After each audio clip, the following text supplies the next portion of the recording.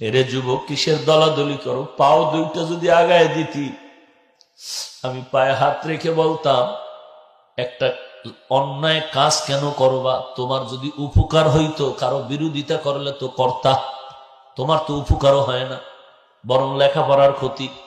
ওদিকে টেনশন একটা আলাদা, কবিরা গুনাহ হচ্ছে। তুমি কেন গালাগালি করবা? তুমি কেন একজনের বিরুদ্ধে লাগবা? বরং তওবা করে নাও। এখানে বর্ষ ঘর পর্যন্ত যাওয়ার কিন্তু গ্যারান্টি নাই, আছে?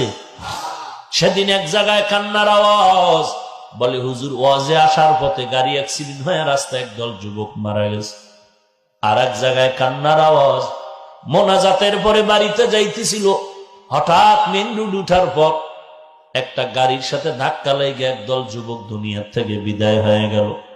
ও যুবক, গত বছর বয়ানে আসছিলাম, আজ বয়ানে আসছি, কিন্তু একটু গভীর ভাবে খবর নিয়ে দেখো, গত বছরের অনেক বান্দা আজকে ময়দানে নাই।